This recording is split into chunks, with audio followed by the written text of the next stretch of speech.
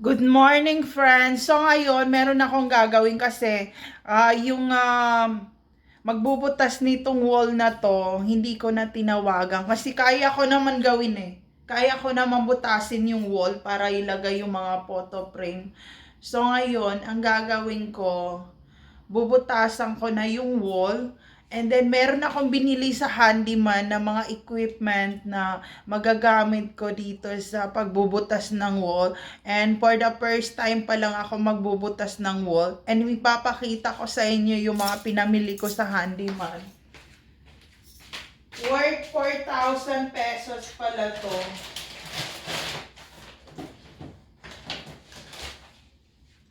Worth 4,000 pesos pala ang nagastos ko dito sa mga pambutas na to at saka sa iba pang mga gamit na tools na gagamitin sa pag-construct. Ganyan. So, ipakita ko sa inyo. So, ito yung una kong ipakita. And shout out sa handyman dito sa may Robinson, Fairview, Lagro, Manila, Philippines. Sobrang gusto ko talaga yung mga paninda nila sa handyman and madali lang kausap yung mga ano doon, yung mga sales na nakatoka doon sa ano sa kanilang mga sa tindahan nila sa handyman. So ayun. So ito yung binili ko kasi ako na magbubutas nitong wall and ipupush ko ang sarili kong butasan tong wall. Tingnan natin kasi dito hanggang 5 lang ng hapon ang pagbubutas. So maaga pa naman. So hindi ko na kailangan ng working permit kasi ako naman din magbubutas eh. So ayan. So ito. I'm so excited.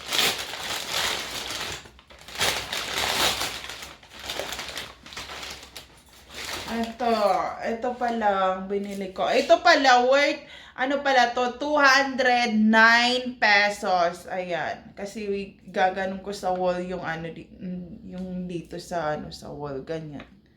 Ching, ching, ching, ching. Ayan. Tapos, bumili rin ako nito kasi gagamitin ko to sa lock sa may CR. So, ito siya.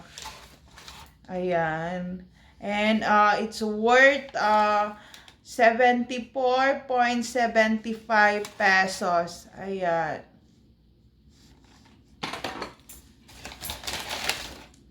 Tapos, bumili rin ako nitong ano na to, tools na to, screwdriver na to. And 80 pesos siya. Ayan.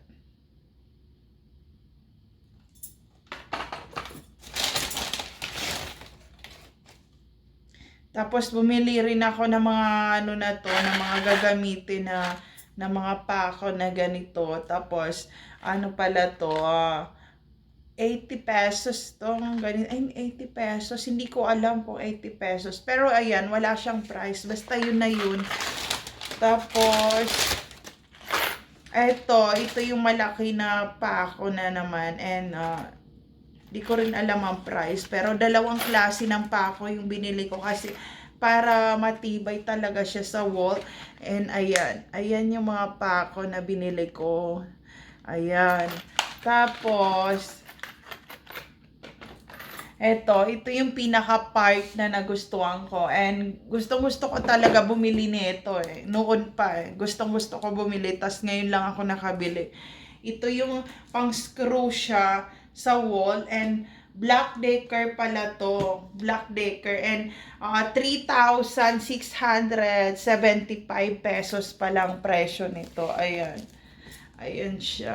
I'm so excited to unbox this one and open it kasi nga gusto ko talaga magbutas ng wall. Ayan. So ganito siya. May drill na siya na ano na ganyan. May mga kasama na siya ganito na mga drill. Ayan.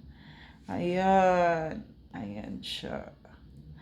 So ngayon, let's move on into the wall drilling na. So, ayun lang friends, isi-share ko lang sa inyo ang mga nabili ko sa handyman, and mamaya na ko na bibidyoan ko anong pangyayari sa wall. So, ayun lang friends. And sana nagustuhan nyo ang mini haul na to. And maraming salamat sa mga taong nagpa-follow sa aking Instagram at nagko-comment na rin at nagme-message sa akin sa Instagram. Maraming salamat sa inyong lahat sa panonood ninyo. And thank you so much for those of you who following me into my Instagram and message me into my private message and say hi and hello to me. How are you? And how's your health right now? But I'm still into my focus situation, and I'm so happy on what I'm process or what growth happening to me right now. And ayun lang, masaya lang ako. Thank you so much for those of you subscribing to my channel and watching my video and likes and message into my YouTube channel. Maraming salamat sa inyong lahat, friends, and sana okay kayo sa mga araw na to. So, ayun lang, friends. So, ayun.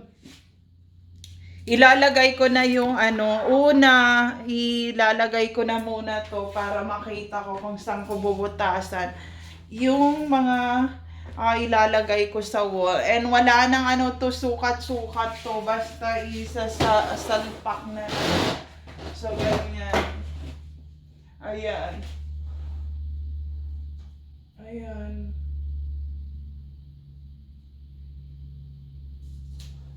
Kasi okay lang naman na hindi pantay. Hindi naman kailangan pantayin lahat para maging perfect. Kasi may mga bagay na hindi magiging perfect kung lagi mo na lang iisipin na maging perfect. Ayan. So, ayan. Bubutasan ko na siya. Ayan. Bubutasan ko na siya.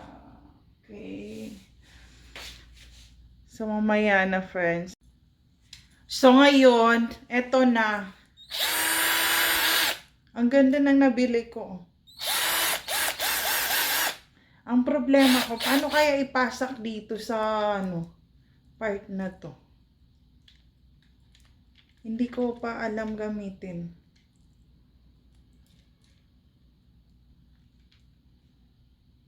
Gaganon, iikot.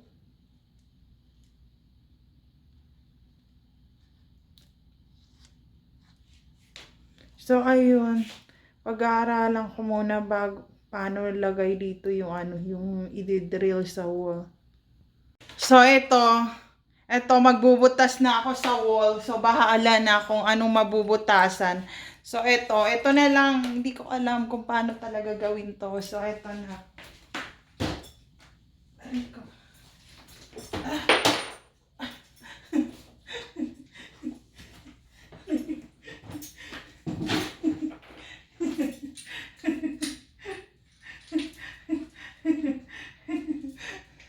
Hindi ko talaga alam paano ito gawin.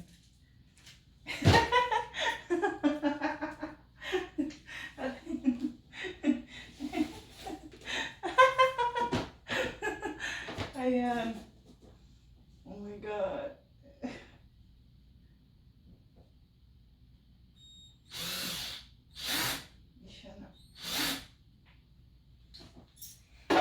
Hindi ko talaga alam paano butasan. Ang naisip ko.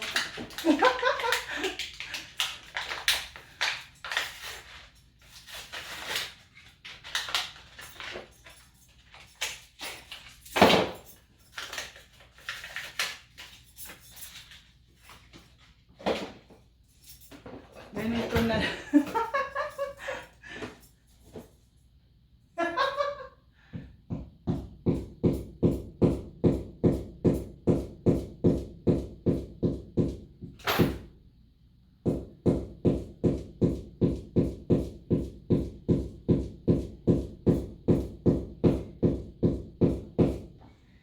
Tingnan mo ganyan namin.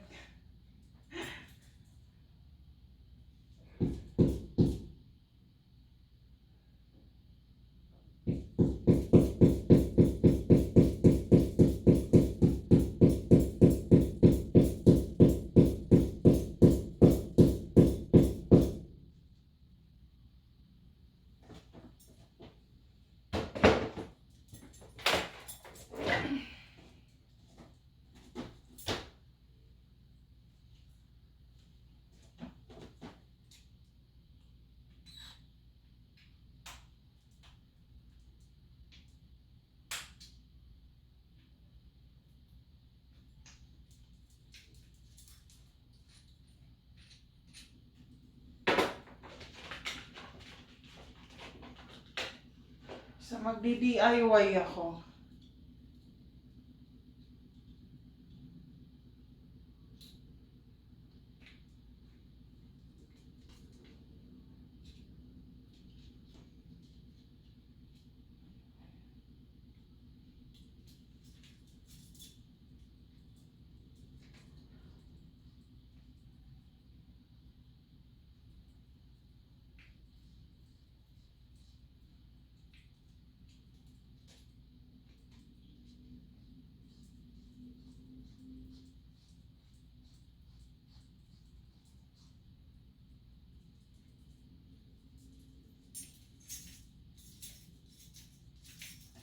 So, ganito yung naisip ko na idea. Paano butasan gagamitin yung pako dito sa ano. Hindi ko nga alam paano to gamitin. Ayan, ayan.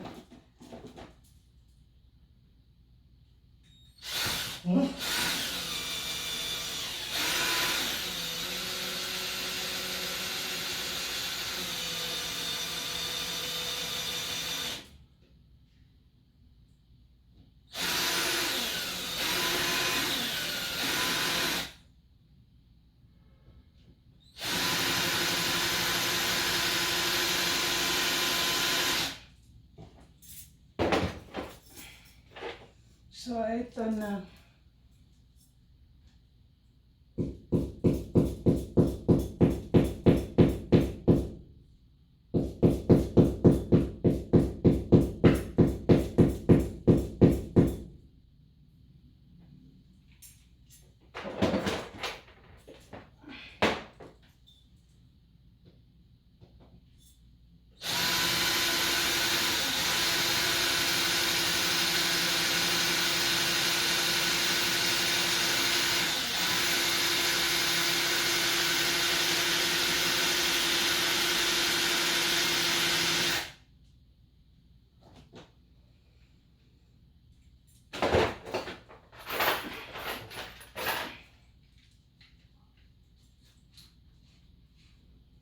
So, magpapalit ako ng pako. And then, gagamitin ko to. Ipapasa ko dito sa loob.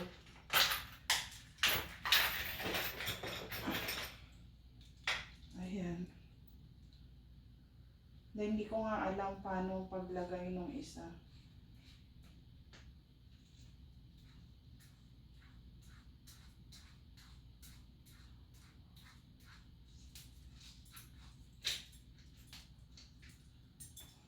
So, ayan.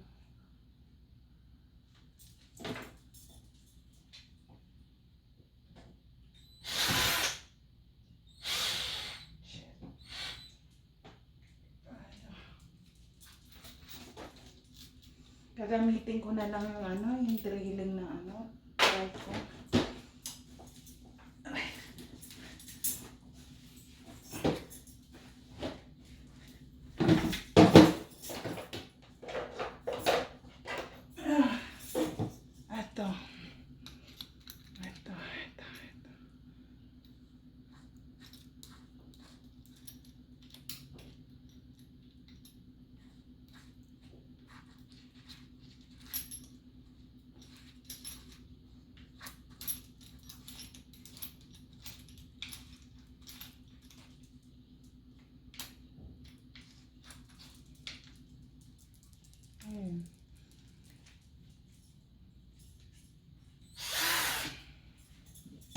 Ito. Ito pala.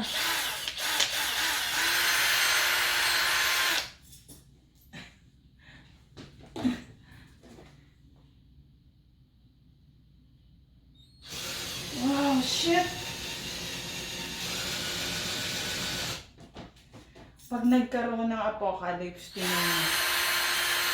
pwede na tong weapon.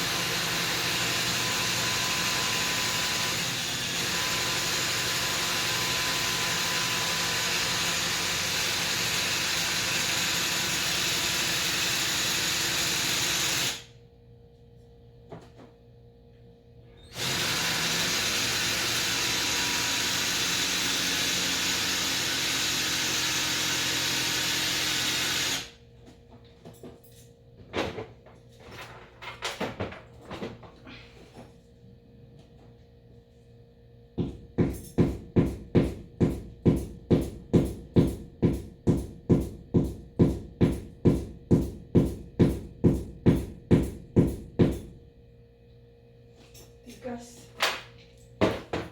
Ang hirap butasan.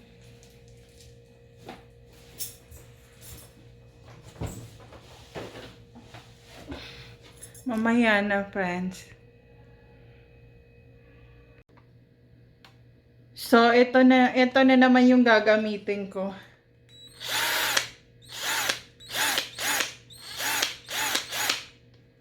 Ayan. Ang dami ko na naitusok dito. Ang hirap talaga butasan ng wall na to. Ano talaga siya, matigas yung yung wall na to. And first time ko lang magbutas sa wall. So, ayun lang. See you later, friends. So, ayun, to be continue na muna yung pag-drilling ko ng wall kasi nalobat yung yung butas sa wall. Ayan, nalobat siya. Chargeable pala to. Ayan, hindi pala siya gagana kahit nakasaksak siya. Hindi siya gagana pag nalobat. So, kailangan muna niya mag-charge.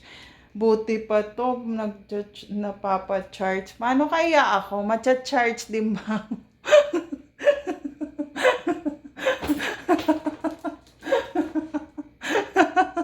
So, ayun lang, friends!